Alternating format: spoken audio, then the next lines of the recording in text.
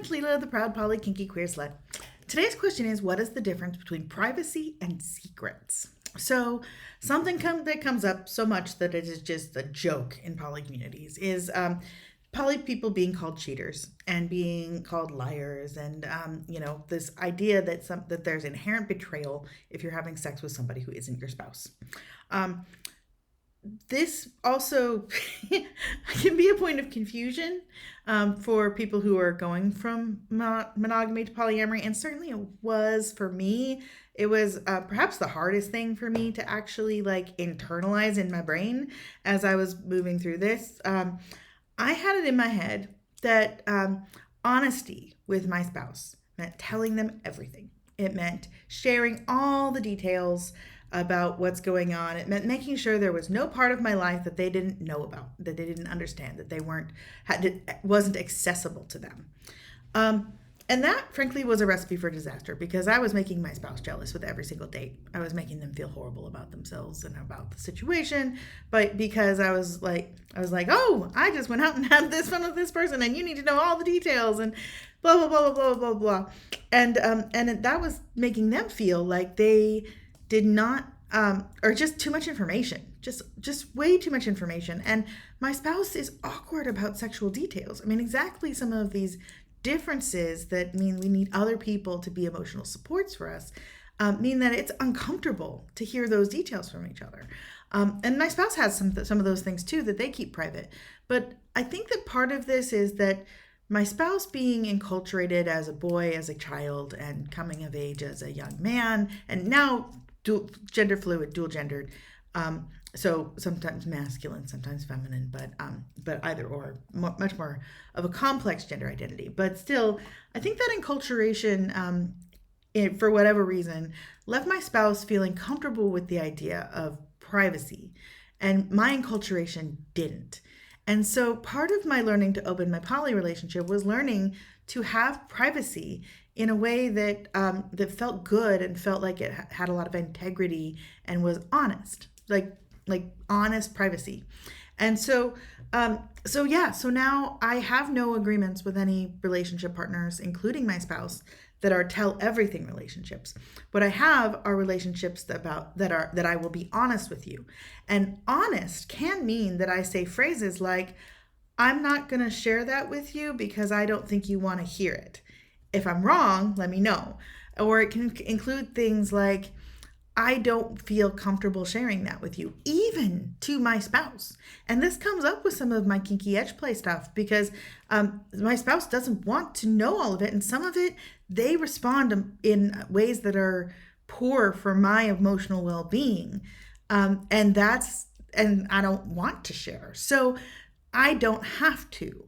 I don't have to share because no one owns me, because no one has proprietary access to myself. I'm the only one who owns myself. And, this is one of those things I thought I understood until I actually got into parsing what, having privacy, and realized that like my instinct was to report everything. And honestly, it was a wake-up call for me, and it has done huge things for my sense of self-worth, for my pride in myself, for my ability to be resilient with self-care and to take care of myself and emotionally soothe myself, to say even to my closest people, I'm not going to tell you that because I don't feel like it, because it doesn't feel right for me. And to have that be received with, yeah, okay, of course, whatever is good for you, because ultimately these are people who care about me, and just the resiliency that they're not going to go away if there are things that I just keep to myself. Now, there is a difference in that, like, I don't lie to my spouse, and I don't lie to my partners, and this becomes really important when it comes to like STI prevention. But If I'm asked an honest question, I give an honest answer, but also the spirit of honesty. So, for example, I have play partners where we have discussions about the relative risk and what sexual protections we're using for those risks. So, fluid bonded partners versus partners where I always use condoms, and those judgments are based on an understanding of their risk factors. So, if something changes in my risk profile, I report that to those partners where that's relevant and necessary for them to make informed decisions and give informed consent. Similarly, like if I'm feeling emotionally out of it on a day when I'm supposed to be providing emotional support for somebody else or participating in an intensive kink scene, then it's on me to be honest and say, hey, I'm having this emotional issue right now, or this emotional upheaval. Let's reassess what we're doing today, or at least make sure you're informed about that before we head into this situation.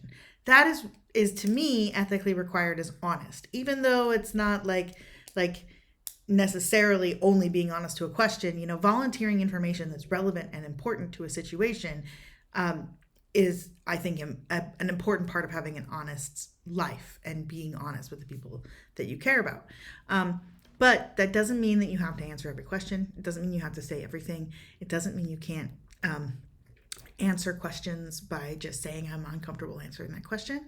And ultimately, you can also then think, feel, do whatever's good for you, and share that with people that are going to give you the support that you want, that are going to actually give you positive feedback.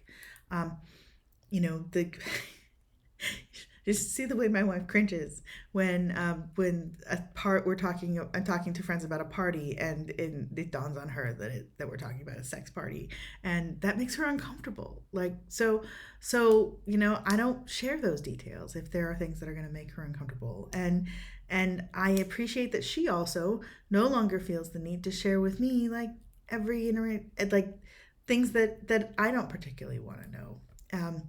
So yeah, it's made my relationship better. I think it's one of the things that keeps me falling in love with my spouse all the time.